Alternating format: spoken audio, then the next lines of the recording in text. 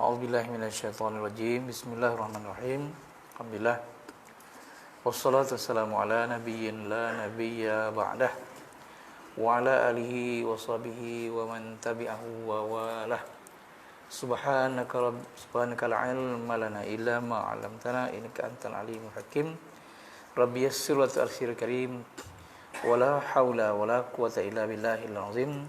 Walhamdulillahi rabbil alamin.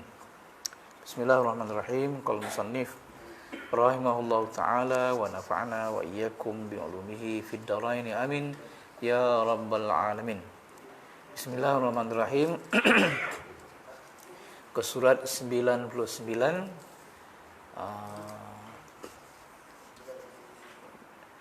Okey. Dan malaikat mungkar dan nakir, itu ke? Okey. Dan malaikat mungkar dan nakir, dan soalan kedua-duanya tadi, iaitulah permulaan fitnah ataupun ujian di dalam kubur yang melintangi ia kemudian daripada mati, yang wajib kita iktikadkan akan benarnya. Sekarang ni tajuk kecil kita dulu ialah sam'iyat, muka surat 98 sebelah itulah. Sam'iyat ini maknanya daripada perkataan sama'. Sama' tu artinya dengar. Jadi sam'iyat itu adalah jamak muannas salim yang bermakna perkara-perkara yang kita dengar, dan banyak benda tu. Okey. Banyak benda tu yang kita dengar, tapi benda tu belum lagi kita jumpa sehinggalah kita mati. Bila kita mati, barulah kita berjumpa benda-benda yang kita dengar ni. Itu kita wajib percaya bahawa benda-benda yang kita dengar itu pasti berlaku. Pertama sekali, yang kita dulu, kita bila mati. Bila mati, ada malaikat yang datang mengambil nyawa kita. Itu dipanggil malakul mauti, nama dia. Jadi malakul, bukan malikil. Kita selalu baca malikil maut. Sebutan itu salah. Yang betulnya malakul maut. Lam tu bagi atas, mim bagi atas, lam tu bagi atas, kaf tu baris depan. Jadi malakul maut. Kalau malikil maut, malik tu artinya raja. Jadi malikil maut maknanya raja mati. Jadi kematian itu raja dia malik. Malik kepada kematian. Tak betul lah. Jadi mim lam kaf tu ialah malaikat yang bertugas mengambil nyawa. Jadi lam tu beratas maknanya malaikat. Malaikat. Jadi malakul maut iaitu malaikat yang mengambil mati nyawa. Jadi sebutan kita selalu ni malik, bolehlah kalau nak diubah malakul maut. Okey. Mudah-mudahan bila kita betul sebut yang betul tadi, malaikat maut tu bila datang, dia tak marah dengan kita. Yo, kau tu. Kalau kita sebut dia malikil maut, masuk dia marah. Kau memandai-mandai manggil aku malik, dan bukan malik dan malak, kata dia kan. Jadi sebutlah elok malakul maut. Jadi malaikat yang bertugas mengambil nyawa kita lah, itu maksud dia. Itu waktu kita nak mati, ada malaikat. Lepas tu kita pun bila dah mati, kita pun diselesaikan jenazah kita. Kemudian dah dimandikan, dikapankan, disolatkan, kemudian kita pun dikebumikan. Masuklah dalam kubur. Dalam kubur yang menempatkan jasad yang tidak bernyawa tadi. Bila masuk alam kubur, makna kita dipanggil tu alam barzakh. Jadi akan datanglah malaikat Munkar dan Nakir. Dan dia akan bertanya kita soalan-soalan yang kita dah tahu, iaitu siapa Tuhan kamu, apa agama kamu, siapa Nabi kamu. Jadi jawapan dia dah ada di sini, muka surat 99 tu. Allahu Rabbi, Allah itu Tuhan aku. Al-Islamu dini, Islam itu agamaku. Wa Muhammadun alaihi salatu wassalam nabiyyi, dan Muhammad sallallahu alaihi wasallam itu adalah nabi aku. Jadi soalannya itu itulah, ma rabbuka. Dia patut dia man rabbuka, siapa Tuhan kamu. Tapi dalam soalan tu ma rabbuka. Bila ma tu, jadi bukan berbentuk nama orang tu dah, itu kebendaan. Itulah. Itu sebabnya tokoh kanan ataupun orang yang hebat dalam bahasa Arab ni dia panggil Sibawih. Tokoh bahasa Arab yang terkemuka namanya Sibawih. Jadi Sibawih ni cerita dia, bila ditanya dia malaikat tu, ma rabbuka, patut dia mar rabbuka. Itulah. Jadi Sibawih pun tanya balik malaikat Munkar dan Nakir, engkau tanya aku ma rabbuka, ma tu ma apa? Kata Sibawih. Itu ceritalah. Jadi bila ditanya dia Sibawih, malaikat Munkar dan Nakir ma tu tak lima apa. Jadi malaikat Munkar dan Nakir ni dia bukan kerja jawab soalan ni. Dia pun terkejut lah. Jadi dia pun pergilah jumpa Tuhan balik. Ya Allah Tuanku, ada hamba kau ditanya ma tu ma apa? Ma apa ke man? Ni ma ni kalau ma apa? Jadi Allah Ta'ala beritahu Munkar dan Nakir, kau tak payahlah tanya hamba ku tu lagi lah. Gitu lah.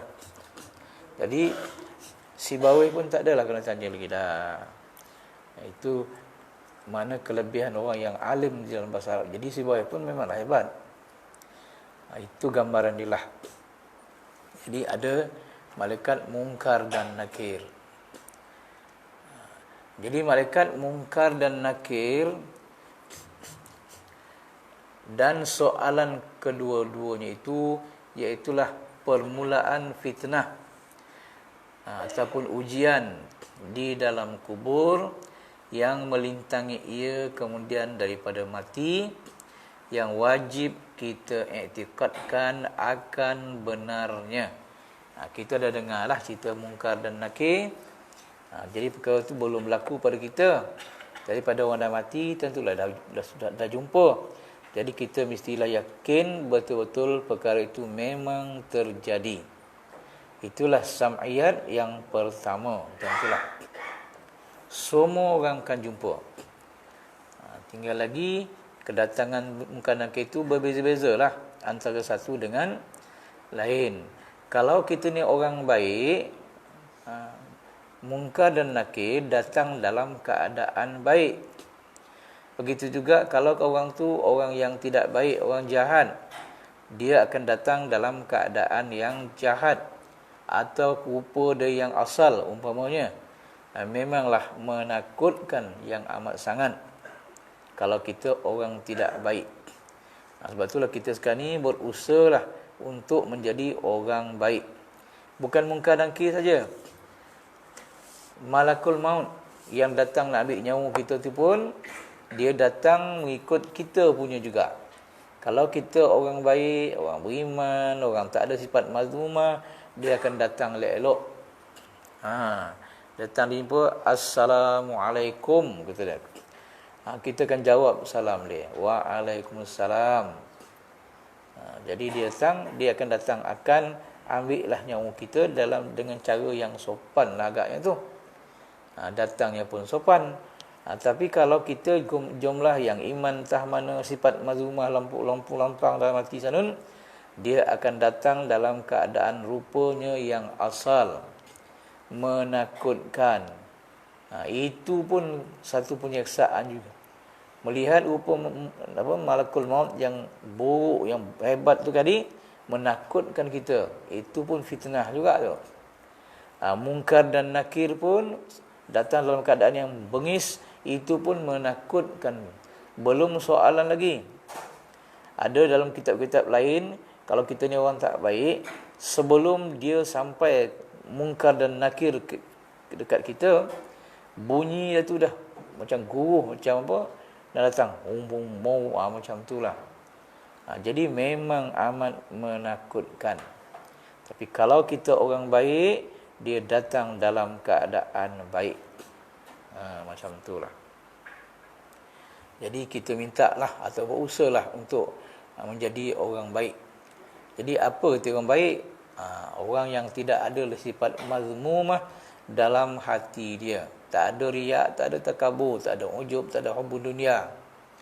Selagi itu ada dalam kita ni, dia datang besok macam itulah. Itulah dia rupa, itulah keadaan kita. Macam itulah. Okey, kemudian wa an yu'mina bi'azabil qabri wa na'imih, dan juga hendaklah seorang itu beriman dengan azab kubur dan nikmat kubur. Jadi bila dah masuk alam barzakh, di alam barzakh tu ada azab dan ada nikmat. Ada azab, ada nikmat. Jadi azab Allah Ta'ala tu, kalau dibaca dalam kitab-kitab yang ada cerita azab kubur, fitnah kubur ni macam-macam. Sinilah mungkinlah tak ada dia sebut sangat, tapi macam-macam. Contohnya macam ular, jengking, lipan, kala, tak apa benda dia akan mengerjakan kita di alam kubur. Dengan api neraka dia, api pun ada dalam kubur. Azab Tuhan tu datang daripada depan, daripada kaki, daripada belakang, daripada datang kiri, kanan, depan, belakang. Azab Tuhan.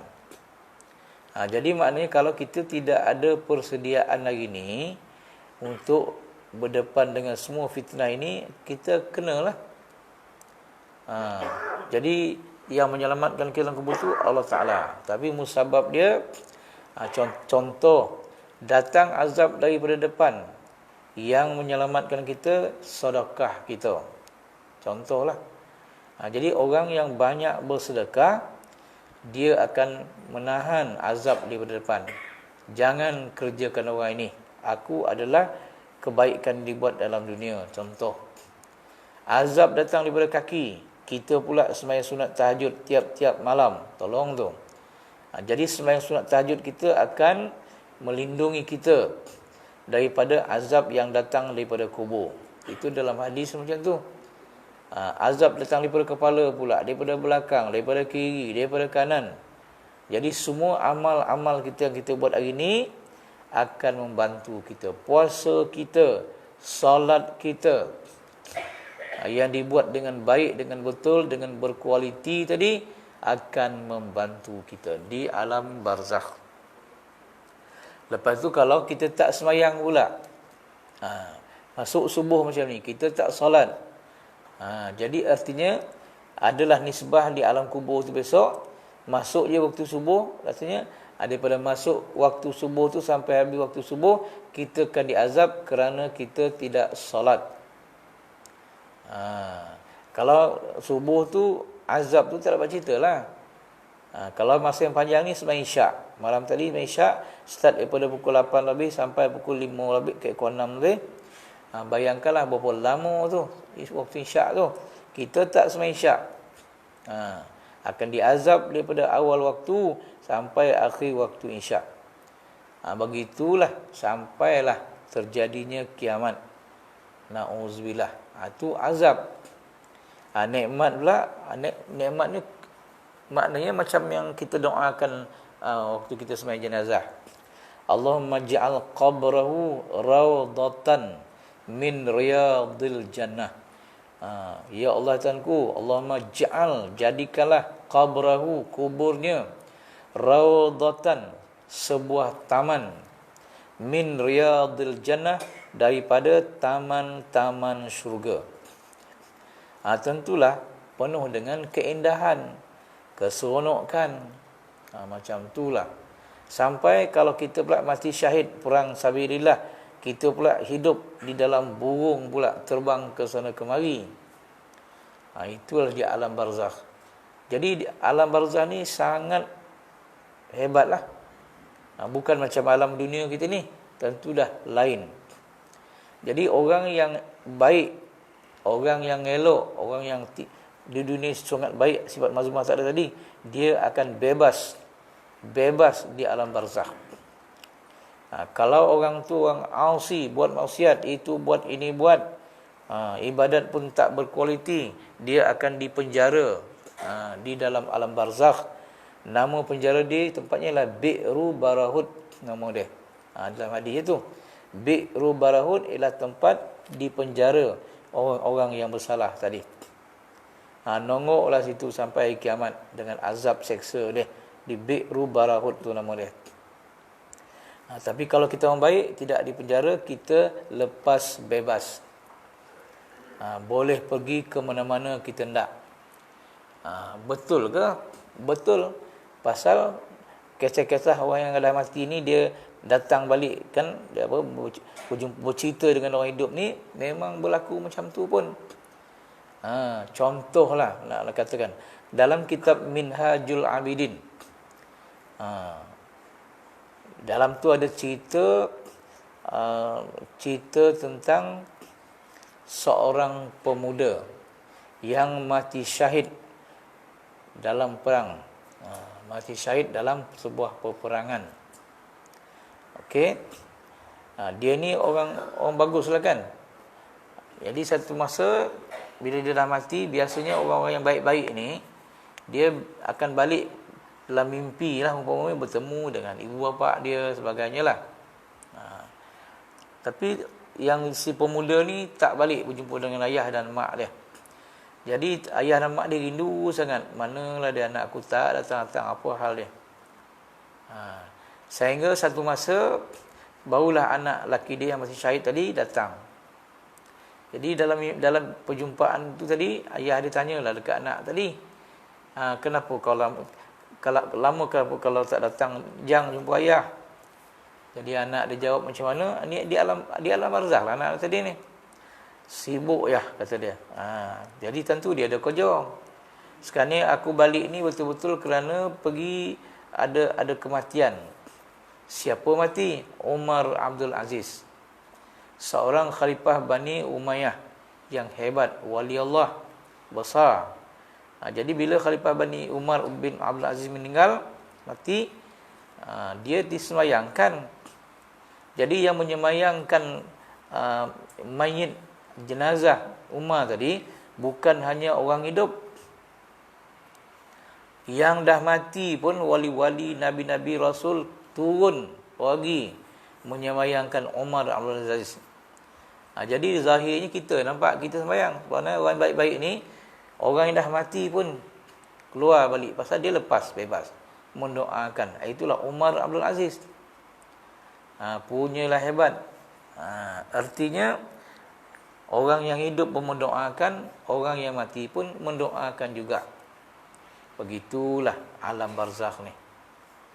Jadi artinya kita nampak sibuk juga di alam barzakh, macam alam dunia ni juga.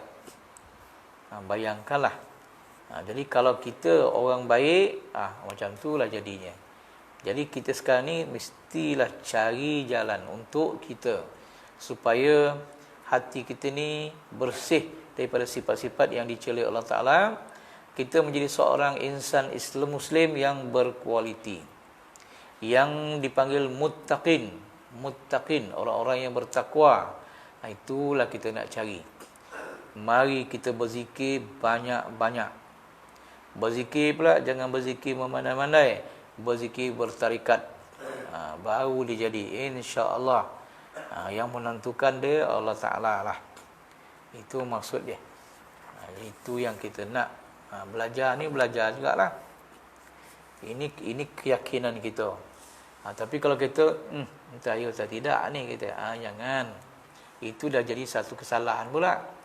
Bila akidah kita tak betul tadi, lagi teruk kita. Inilah dia sam'iyat. Benda tu pasti berlaku dan kita hendaklah iktikadkan memang ada azab kubur dan memang ada nikmat kubur. Itu cerita tadi satu daripada kisah-kisah lah. Jadi kalau kita rajin membaca banyak kita jumpa kisah-kisah di alam barzakh ni. Wa annahu haqqun. Sebenarnya azab kubur ke nikmat kubur tu adalah hak. Hak ni sebenar-benarnya. Bukanlah cerita-cerita kosong, betul-betul ada. Wa hikmatun, dan satu hikmat. Wa adlun, suatu keadilan. Alal jismi, ke atas jisim. Wa ruh, dan ruh. Ala ma yasha, apa yang Allah Ta'ala kehendaki. Berlakulah apa yang Allah Ta'ala kehendaki kepada kita di alam barzakh tadilah. Kalau kita baik, kita akan menerimalah nikmat Allah Ta'ala. Kalau kita tak baik, terimalah azab Allah. Bayangkanlah, punyalah berat. Fitnah dia berat sangat. Jadi bila kita dah tahu ni, tentulah kita tak boleh duduk diam lah. Jangan senang-senang hati saja. Biarlah kita susah sikit, asal di sana besok senang. Terjemahan dia, dan wajib kita percaya atau beriktikad dengan seksa kubur bagi orang yang berbuat maksiat, dan nikmatnya bagi orang yang berbuat taat. Dan wajib kita iktikadkan bahawasanya seksa dan nikmat itu benar, memang ada, dan iaitu hikmah Allah Ta'ala dan adil keadilannya atas jisim dan ruh, atas yang dikehendaki akan dia oleh Allah Ta'ala. Jadi macam mana itu kita tak tahulah. Yang tahu keadaannya besok Allah Ta'ala, itulah dia yang menjadikan. Kita hanya menerima, percaya saja. Tinggal macam mana bentuk dia, jangan kena kita fikir, sebab kita pun tak tahu. Alam barzakh tu satu alam. Bila alam, dia adalah sistem dia adalah peraturan di sanun, yang kita sendiri pun memanglah tidak tahu. Kalau pandang zahir dia, kalau yang kena pukul dalam kubur tu, katalah jasad kita. Jadi orang yang dah mati itu, kita gali kubur dia, jasad dia sama macam tu juga, tak pernah gaya kena pukul. Jadi macam mana tu? Itu kalau dalam kubur. Kalau orang mati itu tengah laut, tenggelam dalam laut, lagi pula. Kan orang pergi Makkah zaman dulu naik kapal. Bila mati, dia akan dinaikkan satu tompek yang kemudian dibuat pemberat, kemudian dilepaskan ke dalam laut. Bersemadilah dalam laut. Itulah dia kubur dia. Atau tak tahulah nak cakap masing-masing, umpamanya MH370 dulu. Tak tahulah mati ke tak mati orang tu, tak tahu. Kalau orang Islam dalam tu, di manalah dia duduk. Kalau mati ada kubur. Kalau ketabang tu jatuh, ada sampai jatuh. Ini tak tahu. Jadi katanya wallahu a'lam. Jadi macam mana yang katakan kubur tu, alam barzakh, kita pun tak tahulah. Tapi walaupun dia mati dalam laut, walaupun dia mati tak tahu di mana, dia cerita ni sama ya, dia akan jumpa. Soal mungkar dan nakir tetap jumpa. Jangan kita fikir dia tu mati dalam kapal marin, dijatuhkan dalam laut, agak air tak jumpa dia mungkar nakir dalam laut tu kan. Kalau ada orang katakan hadis mungkar nakir gagal, mungkar nakir tak berani kalau masuk dalam laut tu, lomeh pula dia kan. Eloklah kita minta mati dikemumikan dalam laut. Kalau tak jadi dah. Pasal alam barzakh tu nama satu alam. Macam mana pun kita tak tahulah. Tapi wajib iktikadkan benda itu tetap terjadi. Di mana pun kita berada, di alam barzakh tetap jumpa. Kemudian wa an yu'mina bil mizani al dzil kaffataini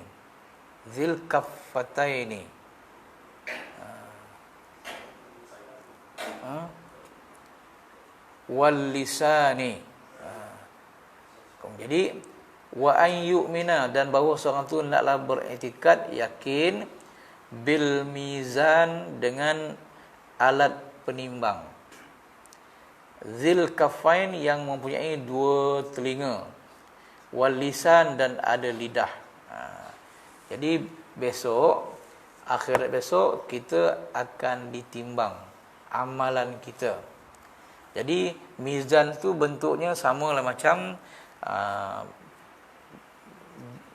barisan nasional punya apa tu, punya apa, dacing tu. Dia ada dua telinga, dan kiri dan kanan. Okey. Kemudian lidah tu maksudnya tengah-tengah tu kan, bila sama dia punya hia tu kan, tu lidah dia begitu. Kalau kita mari masa awal-awal kita dulu, kita menimbang, kita pakai tangan macam ni kan. Dia ada benda yang sama macam ni. Itulah. Ataupun calling punya apa, dacing. Kan kalau 1 kilo tu dia berbatu, batu yang berat 1 kilo, boleh dia bergulur pula sampai dia lidah tu sama macam tu. Jadi tapi besok, di akhirat besok, dia punya mizan ni tak tahulah macam mana. Tapi kita wajib percaya bahawa amalan kita besok akan ditimbang. Pasal nak beri keadilan yang seadil-adilnya. Timbang tu maksudnya macam mana? Kita ada pahala dan ada dosa. Maknanya kalau pahala kita banyak, telinga yang letak pahala tu dia akan turun ke bawah, dan telinga yang kurang dosa tu dia akan naik ke atas. Jadi tentulah bentuk macam ni. Kalau pahala kita dengan dosa kita sama banyak, dia akan sama. Kalau dosa kita banyak, dosa turun ke bawah, pahala naik ke atas. Itu dosa banyak lah tu. Jadi bila dosa kita lebih banyak daripada pahala, tengok situ, kita saksikanlah. Banyak betul dosa kita, habislah kita. Tunggulah neraka jahanam. Itu je lah. Kalau kita timbang tu pula, banyak pahala, mudah-mudahan kita lepas daripada neraka. Itu je. Tapi kalau sama ya, pahala 50, dosa 50, mudah-mudahan Rasulullah bagi kita syafaat. Itu pun kalau kita mengucap banyak selawat kat dia. Rajin-rajin pula berselawat. Macam itulah. Mudah-mudahan diletak di Rasulullah dia punya selendang tu, tempat apa, telinga pahala tadi, turunlah bawah, boreklah jadi dia. Macam tu. Lepas tu kalau kita sama banyak, itu sebab di dunia ni kita jangan mengumpet orang ataupun buat satu benda yang pahala kita hilang. Mengumpat, pahala kita dapat ada orang, hilang pahala. Daripada asalnya banyak jadi sikit. Atau jangan berdengki-dengkian. Bila dengki itu pahala kita hangus. Kita dah banyak buat kebaikan sekarang ni, tapi kebaikan yang kita buat tu semuanya burn oleh dengki yang kita lakukan. Pasal Nabi dah katalah, kita dah baca main Zul 3 tu, al-hasadu ya'kulul hasanat kama ta'kulun narul hataba. Dengki itu boleh memakan akan kebaikan yang kita buat. Makan tu bukan makan, tapi menghabiskan. Seperti api memakan kayu yang kering. Hatab tu kayu kering. Kalau kayu kering kena bakar, tak ada dia punya arang, tak ada dah, habis. Tinggal abu. Tapi kalau kayu tu ada lembab-lembab sikit, dia tak jadi abu. Ada dia punya arang. Macam orang buat arang kayu tu kan, dia tak menyala. Pasal kayu tu ada agak lembab sikit. Jadi dia tinggal arang kayu dipanggil. Jadi kalau hatab tu mana kayu yang kering, bakar habis. Apa yang tinggal? Abu. Abu tu pula kalau tiup angin, habis, tak ada. Apa tinggal? Tak ada apa tinggal. Jadi kita jangan buat benda-benda yang boleh menyebabkan pahala kita habis. Janganlah berdengki-dengkian. Itu antaranya lah. Jadi nak selamatkan dia, macam tu cara dia.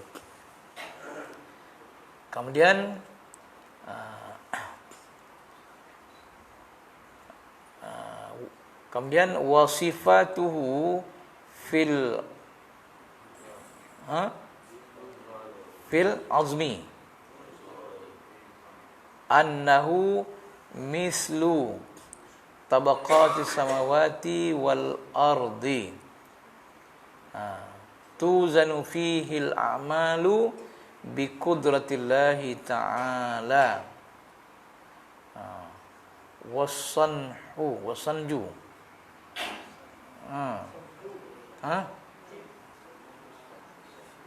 Mana tu? Wasanju al yauma idzin masakilul. Ayah macam pula. Okey, tengok Melayu lah.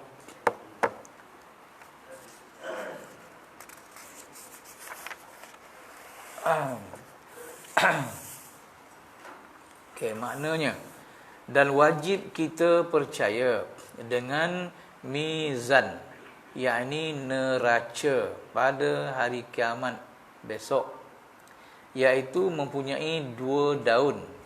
2 daun dan 1 lidah. Lidah daripada 2 tu lidah atas bawah. Dan sifat mizan itu pada besarnya bahawasanya seperti 7 petala langit dan 7 petala bumi. Besar di mizan tu. Jadi kalau kita bayangkan macam mana lah bentuk mizan. Mizan BN kan kecil kan. Ni bapak besar. Okey. Ditimbang di dalamnya itu akan segala amal hamba Allah dengan kudrah Allah Ta'ala, kuasa Tuhan. Dan bungkalnya, apa? Bungkal ke? Apa benda bungkalnya? Dan bungkalnya pada ketika itu beberapa miskal. Qadar zarah. Yakni seperti berat semut yang kecil. Mana sikit pun dia boleh kira. Macam itulah. Kalau banyak dia boleh kira, sikit. Macam sikit sangat boleh kira juga. Dan seperti biji sawi lah kecilnya. Kerana dia benar-benar menyempurnakan adil Allah Ta'ala. Mana itu yang kita baca. Akhirat besok sikit amalan kita buat, Tuhan akan tunjukkan ke kita balik. Dalam surah apa tu? Apa ni? Iza zulzilatil, ujung tadi tu. Kan? Sikit kita buat, kita akan tengok. Okey, begitulah. Nak menunjukkan keadilan Allah. Dan ditaruh dalam mizan itu pada sebelah kanannya akan segala suratan amal yang baik, seperti rupa yang baik yang bercahaya. Maka ketika itu jadi berat dengan dia neraca itu, atas sekira-kira darjah amal itu pada Allah Ta'ala dengan anugerah Allah. Jadi amal kita buat, hendaklah amal yang baik, amal yang berkualiti. Kalau kita salat tapi tak ada nilai, salat tu kayak habis itu je lah, tak diterima oleh Tuhan, mana dia pahala kita? Salat hendaklah bersungguh-sungguh.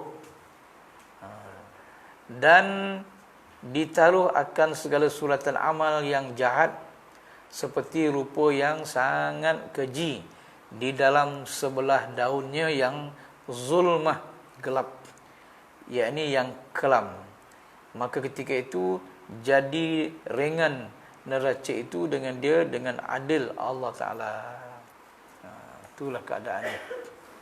Kita akan jumpa besok. Dan bayangkanlah, semua nak kena timbang, ramai bukan main. Itulah kita akan jumpa. Yakin, pasti akan berlaku. Dan pemikiran kita memang tak dapat nak menggambarkan macam manalah hebat dia. Ini cerita ni sini sedikit ringkas ya sebenarnya. Sebenarnya kalau kita belajar, baca kitab lagi tentang hadis-hadis Nabi yang berkait dengan mizan ni banyak. Begitulah cerita, begini cerita. Ini cuma dia beritahu kita wajib percaya bahawa di akhirat besok ada disediakan oleh Allah Ta'ala mizan, dacing untuk menimbang pahala dan dosa kita. Tapi macam mana kita tak tahu lagi, tapi percayalah. Okey. Wa ayyumina, dan dia juga harus beriman, percaya, i'tikad bi anna sirata, bahawa as-sirat haqqun, adalah sebenar-benarnya ada. Sirat ini ialah titian. Sirat ni jalan pun dia, titian pun dia. Jadi di mana duduk titian ini? Jawabnya, titian itu duduk di atas neraka jahanam. Jadi neraka ni ada 7. Dia bukan macam padang bola. Tua satu neraka, nuna satu neraka, tidak. Neraka ni ada 7. 7 tu 7 tingkat. Tingkat yang atas sekali neraka jahanam. Dengan besarnya, dengan dalamnya, tu neraka jahanam. Lepas tu bawah ni betul lah, ada pula neraka lagi. Dengan besar, dengan dalamnya. Bawah yang neraka ketiga tu, bawah lagi. Yang ketiga, lagi bawah. Yang keempat, lagi bawah. Yang ketujuh, neraka yang ketujuh bawah ni, lagi bawah. Jauh. Sangat-sangat. Bayangkanlah. Itu adalah disebut dalam hadis. Dia bukan tuan neraka jahanam. Sunua neraka syair. Nia neraka ni, tidak. Jadi, sirat itu duduk dia di atas neraka jahanam yang atas sekali tadi.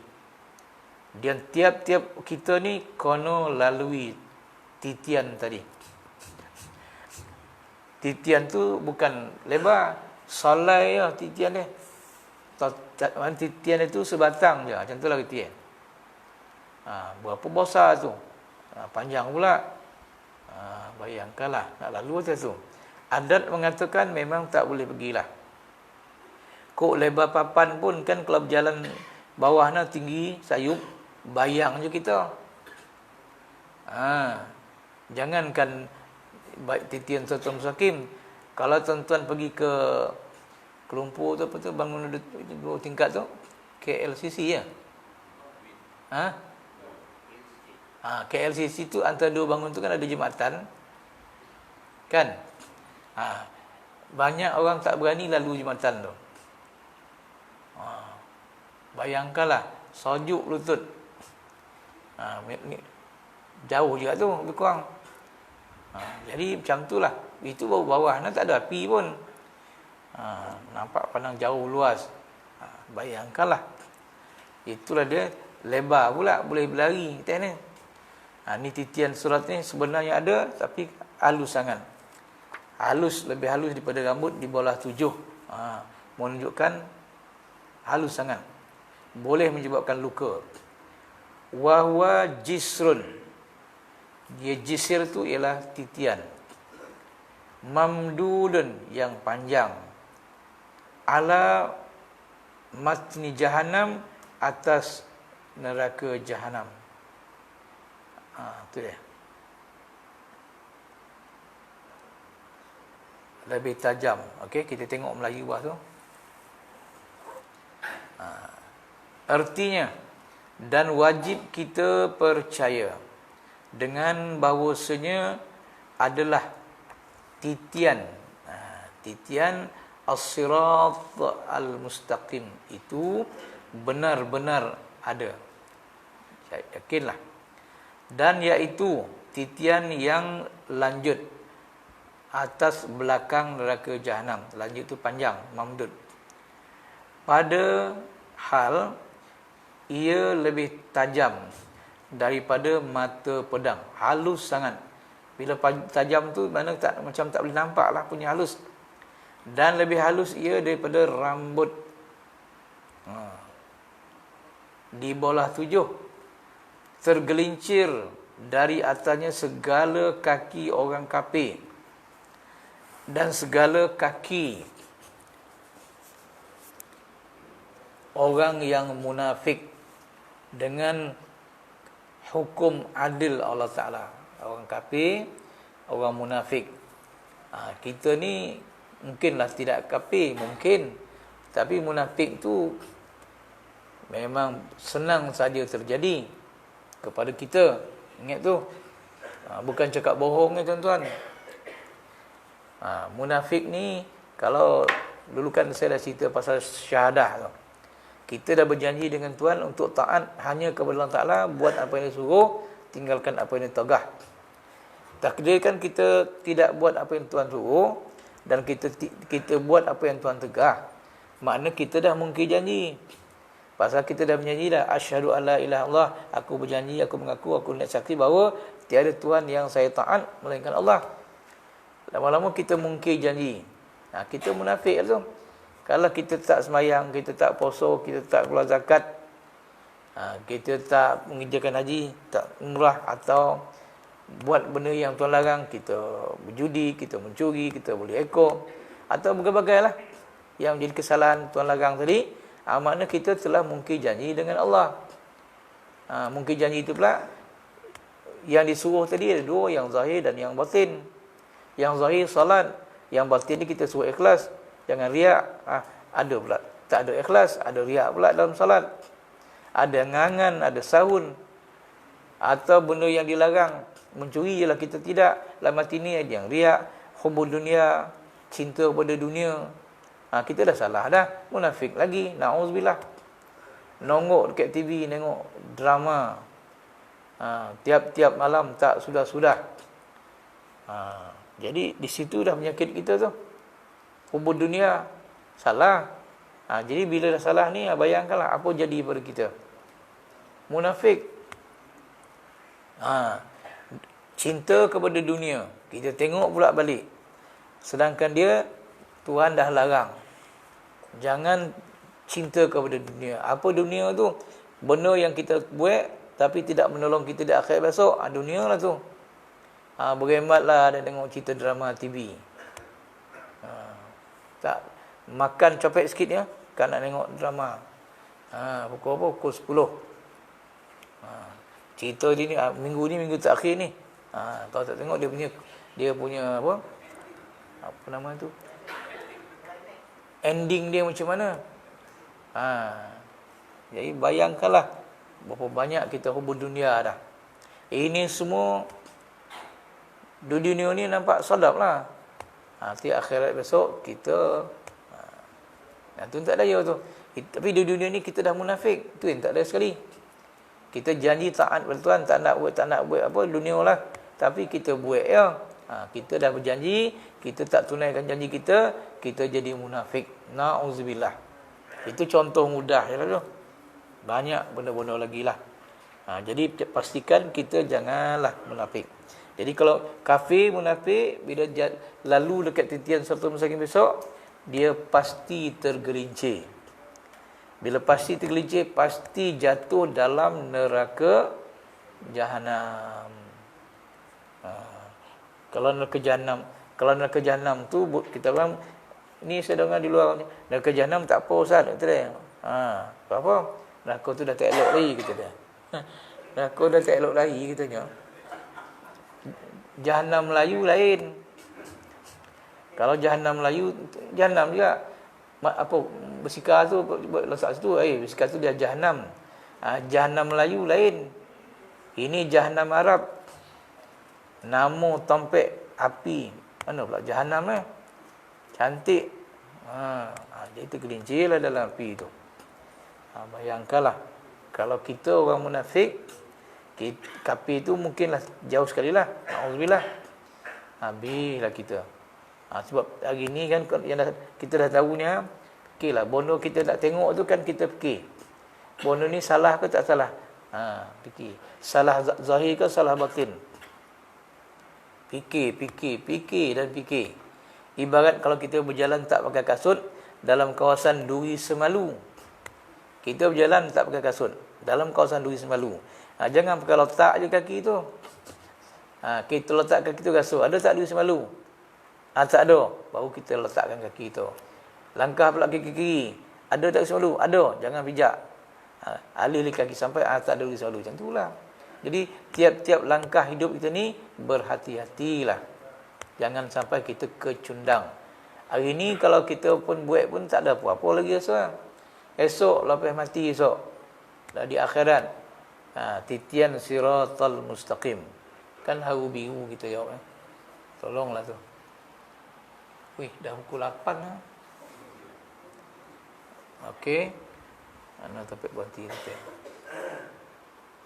Orang munafik dengan hukum adil Allah Ta'ala, maka jatuhlah mereka itu ke dalam neraka Jahannam itu, dan tetap atasnya itu segala kaki orang yang mukmin dengan anugerah Allah Ta'ala.